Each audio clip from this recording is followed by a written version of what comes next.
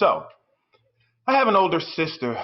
She's 3 years older, and she loves bad boys. She's always loved bad boys. And so when I was about 13, she dated pretty much the baddest of the bad. There's a guy named Duran.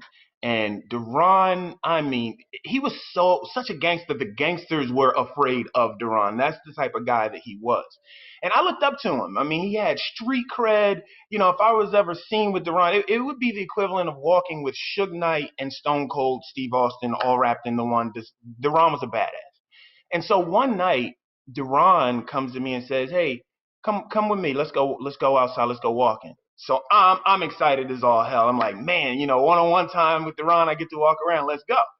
So we're walking around the neighborhood, just talking and chatting, and all of a sudden, a car pulls up, and in the car, the driver is a guy named Saquon. These names are real, I swear to God. Saquon pulls up, and he yells out, "Yo, this is a UUV. Y'all want to ride?" Now, I didn't know what UUV was, and for the innocents listening right now, UUV actually stands for unauthorized usage of a motor vehicle. Uh, in other words, it was a stolen car. I had no clue. I thought it was like Nissan's latest model. I thought it was the Nissan UUV. I was actually pretty proud of Saquon because he was a loser, but he must have been working real hard to be able to save up for this car. At least that's what I thought. I was an ignorant little kid. I didn't know anything. And so Duran goes, "Yeah, come on, let's go." So we get into the car and we're driving around. We head out of our neighborhood down Regency Parkway across Suitland Road, and this matters, you'll understand why later, into a development, kind of a construction site where they were building up these new townhomes called Crown Heights. Um, I'm sorry, not Crown Heights. They were called Crown Meadows. Crown Meadows. And so we go across the Crown Meadows, and Saquon is driving this car like a bat out of hell. He's doing tricks, all kinds of stuff. It's weird that someone would treat their car this way. And so then he gives Duran a chance to drive the car. Duran's doing donuts, all kinds of nonsense. I'm thinking he must have this amazing insurance policy to be doing this in his brand new vehicle. So then Duran says to Saquon, "Let the kid drive." Now, I had never driven a car before, and my very first experience is going to be in Nissan's latest model, the UUV. I was so excited I couldn't believe it. So I get behind the wheel, and I'm driving around a little bit. And remember, it's a construction site, and so Duran goes, "Hey, you see that porta potty over there? Yeah, crash into it, run it over." "Are you serious?" "Yeah, man, go, just do it." So I do it. Boom! Crash into the porta potty. It's so exciting. I'm having the time of my life. I never knew that this is what it's like to hang out with the bad boys, right? So Saquon gets back into the car, fun's over, we're heading back for him to drop us off in our neighborhood. Now on our way out, going back towards our neighborhood, we see a group of cop cars coming into where we just came from. And everything tightens up. Not me, I'm in the back seat just, relaxing. And then I look into the rearview mirror and I see Saquon's face looking into the rearview mirror, and he goes, "Oh shit."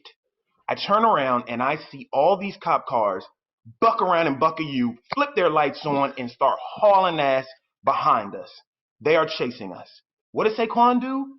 Mashes on the gas and go. So this is a all-out high-speed police chase. We're going down. Now, the problem is this. As we're going, I'm yelling out, "Stop, it's the cops." Again, innocent kid, I don't know what's going on. "Stop the car, it's the police. They want us to pull over, stop the car." Duran is saying, "No, no, no, no, go. I got a warrant. Go, go." I am so confused at this time because I'm thinking, one, what could Duran's warrant be? And two, call me cynical, but I'm starting to have doubts as to whether this is Saquon's car or not. I'm just saying. So as we're driving down Regency Parkway, we're crossing Suitland Road, but there is no light on Suitland Road. There is now, but back then there wasn't. Which means if you don't stop, you run the risk, life and death risk, of being T-boned by oncoming cars. Saquon doesn't stop. We go right through. And there were cars coming. We somehow went right through. I don't know. Don't ask me how. I look back and I see that the cops, being far more responsible than Saquon, they did come to a stop to make sure there weren't any accidents that they got into. So this gave us some distance from the cops. We come into the neighborhood. Saquon stops the car, but doesn't put it in park. So it's still rolling, maybe, 1 or 2 miles per hour, but it's rolling. Saquon opens his door, jumps out. Duran opens his door, jumps out.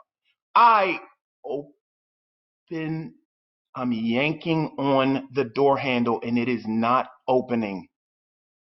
Child safety locks. I am locked in the car, can't get out. That was it for me. Sing Sing, Alcatraz. I'll probably never see my family again. I'm going to have to get used to prison food. Then out of nowhere, the door flings open. I look up, and it's Duran. Duran circled back down, warrant and all, and opens the door for me. I get out the car. Saquon is long gone. Duran starts sprinting, and I want to confirm a stereotype for the folks at home. If your name is Duran or Saquon, it is impossible for you to be caught by foot by anyone. You are fast. That is a fact. If your mother names you Saquon or Duran, one thing you can do is sprint. Bottom line, all right? So they are gone. I see the cops are kind of like around. They're trying to chase Saquon. I see some trying to chase Duran. Duran has his hands up like this, but he's still running full speed. And this is back when if your hands was up, the cops wouldn't shoot you. So these were the good old days, basically. So they're running. I notice no one's after me. I guess they're chasing the older guys, the big guys. And my name is not Saquon or Duran. My name is Chris. And so I wasn't able to sprint out. I had to outthink the situation. So what I did was I took my jacket off and threw it into the bushes. And I start walking calmly, just trying to blend in like I was just some kid outside. I even came up with what I would say if the cops came around. I'd just be like, it's always something around here, it's the parenting. I think that's the problem. Anyway, you guys have a safe night. So I'm walking, and I hear the sound you do not want to hear if you're guilty as shit. Ching-a-ling-a-ling, ching-a-ling-a-ling. It was the sound of handcuffs and keys and batons and whatever else cops have. It's getting louder. Ching-a-ling-a-ling, ching-a-ling-a-ling. And I'm staying calm. I just know they're just going to run right by me. Just keep your calm. Out of nowhere, boom! Cops tackle me to the ground. Rough me up. Beat me up. They end up throwing me into the car. So I'm in the back of the cop car, arrested, cuffs on. I'm thinking, I'm done. It's it. That's it for me. I'm under arrest. I'm just a kid. I'm still trying to put together what the hell even happened. And they had me back there for a while. And then I start hearing a voice that I recognize. And the voice goes, "Let my brother go! What are y'all doing? Let him out!" I look, and it's my sister getting into confrontation with the police officers. And I hear the police tell her, "Hey, if you don't calm down, we're going to arrest you too. And if you stay calm, we'll let you go on about your way." So on our way to the precinct, my sister and I, they took our shoelaces, they took our belts. And for those at home who have been arrested before, you're probably like, yep, that's how it goes. And so my sister and I were in side-by-side cells, sitting in there, just in there for a while. I think it was about 2 hours before our mother came and picked us up from jail and got us out of there. And I remember when we got into the car, ducked down in the back seat was Duran. He was there. He had gotten away from the police. He had told my mother what happened. I don't know what lie he came up with, but my mother was not mad at me or my sister when she came and picked us up. And I remember him just going, shh. And I did. I didn't say a word. And we drove away. But what I will say is, in that moment, I realized I didn't want to be a bad boy anymore. I had no desire to be it. And I also decided that I would never, ever purchase a Nissan.